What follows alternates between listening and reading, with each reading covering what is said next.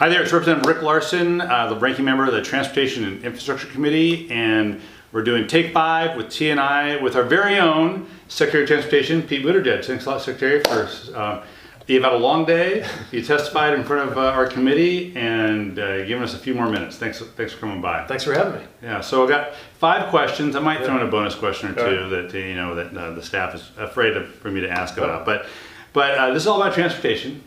And so my first question is, what mode of transportation do you most use now? I don't know officially, but it certainly feels like it's aviation. We've been to almost every state in the union at least once since I got this job, looking at projects, working with some of our own personnel, everything in between. And when we do this airline passenger work, I care about that as a policymaker, but also just as a passenger who's on those planes all the time. Oh, that's great. On a personal level, is it the van again, or when it's the family Windstar? time, definitely the minivan, Pacifica. Yeah, the Pacifica. Okay, that's definitely our bread and butter. We got this plug-in Pacifica. It's great. It's definitely. I found a shocking proportion of goldfish cracker and Cheez-It crumbs in the car seats last time I was switching them out. So we probably need to show a little more love to the family van. Yeah, well, you should have had them clean it before you bought it. So next question, the bipartisan infrastructure law, of course, we're in the middle of implementing that.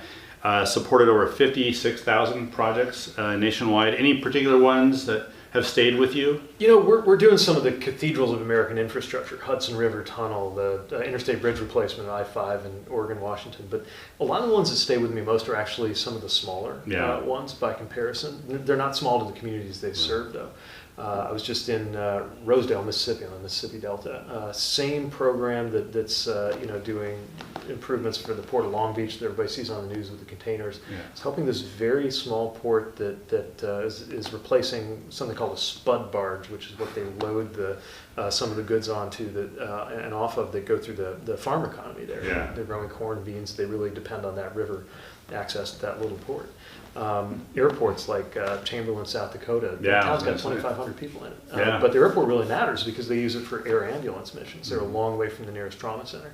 That's a 6-figure grant, but it's going to help them get an actual building for their terminal instead of the manufactured home they've been counting on for years. So often it's those smaller projects that really mean a lot to me, and certainly we've seen a lot out your way.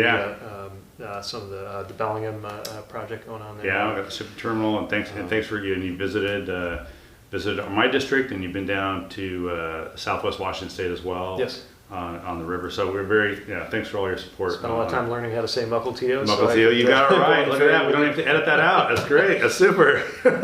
So in the state of Washington, the transportation sector supports about 282,000 jobs. Can you talk a little bit about how the infrastructure law is supporting transportation workers?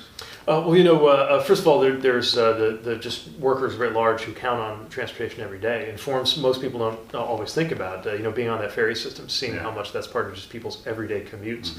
The way a car or a bike might be for people in other parts of the country is important. But specifically in the transportation sector, we're working to make sure that we invest in this transportation economy that's growing. And that means making sure that our aviation system is robust and is safe and reliable, but also just growing to keep up with demand.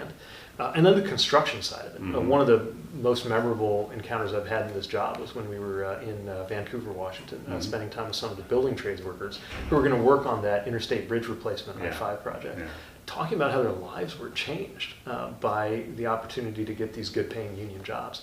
And it's that human side that sticks with you the most. I mean, I think fair to say we're probably both on the geeky end of the spectrum in terms of enjoying transportation for its own sake, but it's really those human stories of how people's lives are different and better because we're doing this work that propels me in what we do. That's great. That's great. So kind of related to that, what excites you most about working in infrastructure? Can you break down the geekiness? Is there... The irony is a lot of it is things people won't experience. In other words, if you prevent a cancellation or a delay or you prevent a safety problem, nobody will know it. And that's the point, right? What's exciting is that whatever is more exciting in your day than your commute, like the show you're going to or the date you're on your way to or the promotion you're hoping to get or whatever matters to you in life, you're better able to access it if you're not worried about whether the subway's going to be on time or whether your car's going to get busted up by holes in the road or whether your flight's going to get delayed. So in a way, that stuff matters most of all. But of course, I just love seeing good projects take shape. Mm-hmm. And some of them are decidedly old school, making sure that they're just safe, multi-use trails for people to go on foot, the original form of transportation. Right, yeah. Others are super high tech, like the innovations we're funding to introduce artificial intelligence to help with complete street planning to make streetscapes safer. And Yeah. all of it stacks up into the big picture that's just every day it's something new. Yeah, well, thanks for the Safe Streets grants around the country, but especially the most important ones in my district.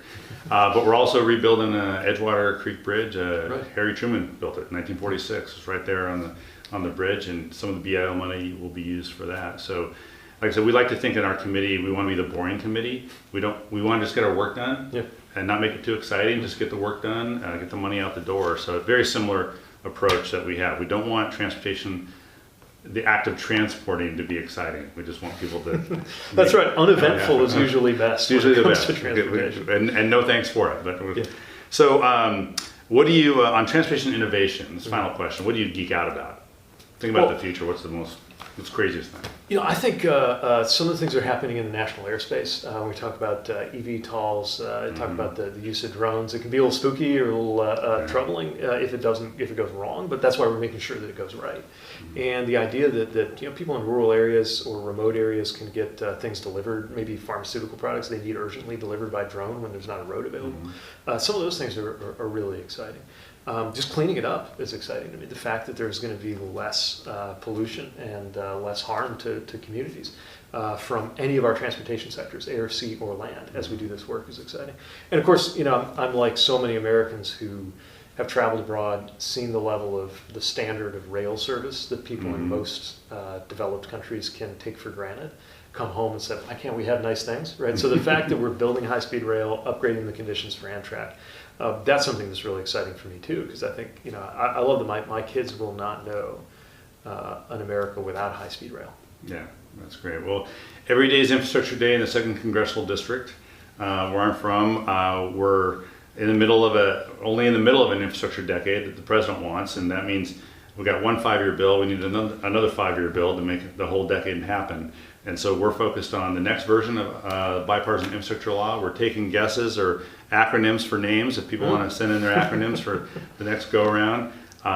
So we've got a lot of work ahead of us, and look forward to doing it with you and doing it together. Thanks. I know you're laying groundwork for not just the balance of the decade, but really the rest of our lives, because that's how long these infrastructure choices last. Yeah. We appreciate the partnership we have with you and the committee. All right. Thanks a lot, Secretary. Thank you. Yeah, that's Take 5 with TNI with me, Rick Larson, and our guest today was Secretary of Transportation, Pete Buttigieg. Thanks.